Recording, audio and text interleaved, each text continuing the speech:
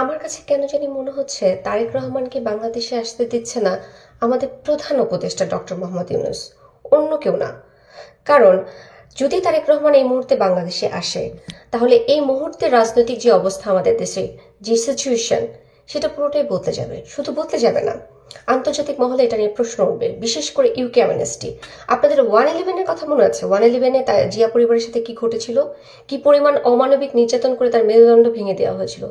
Plan করা হয়েছিল সে যাতে আর কখনো রাজনীতি না করে, তাকে বিদেশে চলে যেতে বাধ্য হতে হয়েছিল। জিয়া পরিবারটাকে পুরোটাই ডিস্ট্রয় করে দিতে চেয়েছিল। এখন যদি তারেক রহমান বাংলাদেশে ফিরে আসে এবং তারেক রহমানের পার্টি বিএনপি এত সবচেয়ে বড় দল, এখন বাংলাদেশের সবচেয়ে বড় দল হচ্ছে বিএনপি।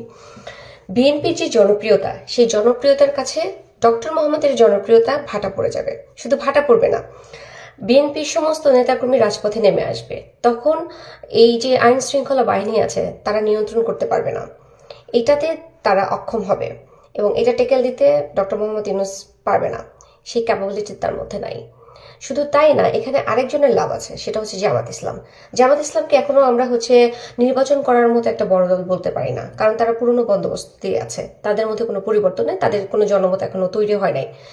সুতরাং তারা ভোট চুরির জন্য, আপনারা অলরেডি দেখে ফেলেছেন, তারা ভোট চুরির আয়োজন করছে, প্ল্যাটিং করছে। তো আন্তর্জাতিক মহল থেকে শুরু করে অন্যান্য যত কারচুপি হয়েছে এই পর্যন্ত, তারেক পরিবারের সাথে, জিয়া পরিবারের সাথে যা কিছু ঘটেছে সবকিছু এক্সপোজ হয়ে যাবে, যেটা সামাল দেয়া ডক্টর মোহাম্মদ ইউনূসের পক্ষে সম্ভব না। আমার কাছে মনে হচ্ছে সেই কারণেই হয়তো তিনি চাচ্ছেন না যে তারেক রহমান এখন এই মুহূর্তে বাংলাদেশে আসুক। কারণ তিনি যদি চাইতেন, তিনি তার সিকিউরিটি নিশ্চিত করতে পারতেন, কিন্তু তিনি ইচ্ছে করেই করছেন না। এটা না করে তার মায়ের সিকিউরিটি, তার মায়ের দিকে খেয়াল করছে, তার চিকিৎসা নিয়ে অনেক বেশি বাড়াবাড়ি করছে। এটা আমাকে সন্দেহ জুগিয়েছে। আমার কাছে মনে হচ্ছে ডক্টর